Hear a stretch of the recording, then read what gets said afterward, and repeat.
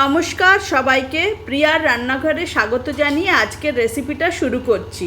ডাল তড়কা। সেটাতে ইনগ্রিডিয়েন্টস কী কী লাগবে: জিরে, রসুন, পেঁয়াজ, টমেটো, নুন, হলুদ, গোলমরিচ, ঘি আর সানরাইজের তড়কা মশলাটা আমি অ্যাড করি। খুব ভালো টেস্ট হয় এটাতে।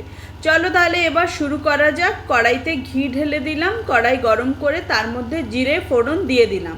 যদি হিং দিতে চাও দিতে পারো, যার পছন্দ হিঙের গন্ধটা। তারপরে দিয়ে দিলাম রসুনটা। এই ঘিয়ের মধ্যে বা বাটার মধ্যে রসুন দিলে না ভীষণ টেস্টি লাগে, সেজন্য রসুনটা অ্যাড করলাম। তারপরে যখন একটু ভাজা ভাজা হয়ে যাবে তখন কুচানো পেঁয়াজগুলো দিয়ে দিতে হবে। কুচানো পেঁয়াজগুলো অ্যাড করে বেশ ভালো করে ফ্রাই করতে হবে। ফ্রাই করবার পরে টমেটোটাও অ্যাড করতে হবে এরপরে। তো টমেটোটা অ্যাড করে দিলাম, করে এর মধ্যে অ্যাকর্ডিং টু টেস্ট নুন আর হলুদটা অ্যাড করতে হবে। কিন্তু নুনটা সাবধানে করো, কেন কি যখন সিদ্ধ করেছো ডাল তড়কাটা তখন তার মধ্যে কিন্তু নুন নিশ্চয়ই দিয়েছো, তো তার জন্য এখন একটু নুনটা করে দিও। তারপরে এটা খুব ভালো করে ফ্রাই করে নিলাম।